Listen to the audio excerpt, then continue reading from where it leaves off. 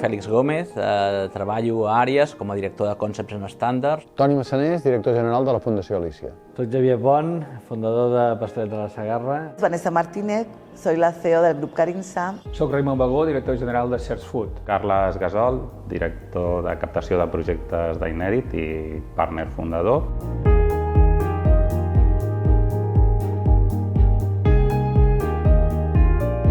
Soc el Toni Suau Ballart, treballo a Eura com a director global de Food Service. Soy Sofía Garín, soy Project Manager en Inedit y estoy en el área de ecodiseño. Jo soc en Joan Puig i soc el director adjunt d'Iris, Iris Technology Solutions. Jo soc el Ricardo Clavel, soy Marketing Manager de l'àrea professional Food Service, le diem en Gallina Blanca. Soc Ivan Puga, soc director comercial y marketing de BitFood. Soy Jordi Caballero.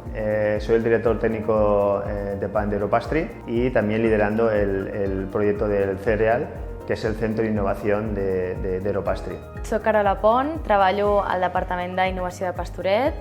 Crec que el clúster és molt important precisament per que aprenguem a coordinar-nos. Només serem competitius si ens coordinem i hem d'establir estratègies d'innovació, però també de gestió, de governança, etc., que entenguin que junts podem arribar molt més lluny.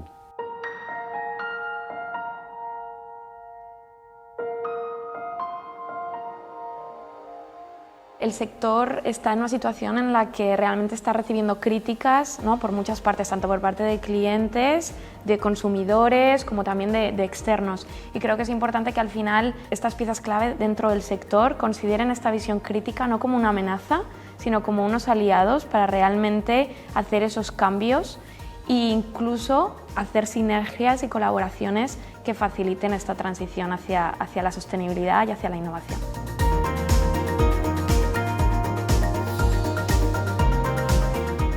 Principals reptes del sector food service, per destacar-ne tres, penso que són emergència climàtica, envasos i el material plàstic i finalment la transparència i la traçabilitat, origen, qualitat del producte i com informar el consumidor. Què li demanem al sector? Doncs que sigui valent, que sigui proactiu, és a dir, que no sigui reactiu davant d'un problema, que inverteixi ara, que és quan poden millorar els seus processos, els seus controls de qualitat, i que no s'esperin a tenir un problema a última hora per invertir en solucions tecnològiques. Que puguem estar en contacte entre tots els agents, per una part, i per una altra part, posant el client com a centre, treballar moltíssim la innovació, la digitalització. La pandèmia ens ha fet més conscients de la seguretat alimentària. El que demanem a l'ecosistema del clúster és compartir i col·laborar per la millora dels processos i de la seguretat alimentària. Aquest clúster de Food and Service és un gran exemple d'aquest ecosistema que podem fer productes molt novedosos i productes disruptius de forma conjunta. La innovació que proposem és el concepte que li diem Pie Experience, perquè el que volem és estandarditzar processos. És una metodologia de treball que inclou brous i sofregits per a millorar el resultat, que és una paella, que és el plat més popular d'aquest país. El nostre cafè amb iogurt és una innovació tant a nivell de concepte de producte com a nivell de procés d'elaboració. El que demanaria és que després de que fem una nova categoria, que ens ajudéssiu tots a difondre-la.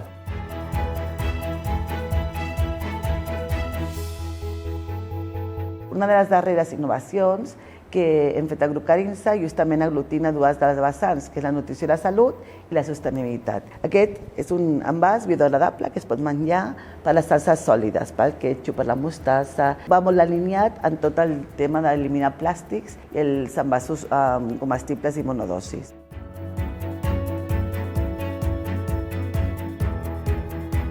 Innovar per a nosaltres significa estar a l'avantguarda de les noves propostes gastronòmiques i alhora també poder-les adaptar dintre del travel retail. Como innovación me gustaría comentaros los equipos comerciales. Los equipos comerciales son especialistas en gestión de restauración, en producto, en cocina, y lo que nos ayuda es a que entiendan muy bien al cliente desde dos puntos de vista básicos. Uno es el producto i otro és el servicio. La innovació que destacaria és el Take It Easy, que és una nova solució per a la restauració de les empreses. I es basa en una màquina dispensadora que consta de plats preparats per nosaltres, de dieta mediterrània majoritàriament, i que permet tenir els 365 dies de l'any, 24 hores al dia, disponible qualsevol plat per qualsevol treballador que hi hagi a l'empresa. La innovació de gènesis d'Inèdit és precisament haver sapigut trobar un mètode per combinar la diagnosi ambiental a través de mètriques.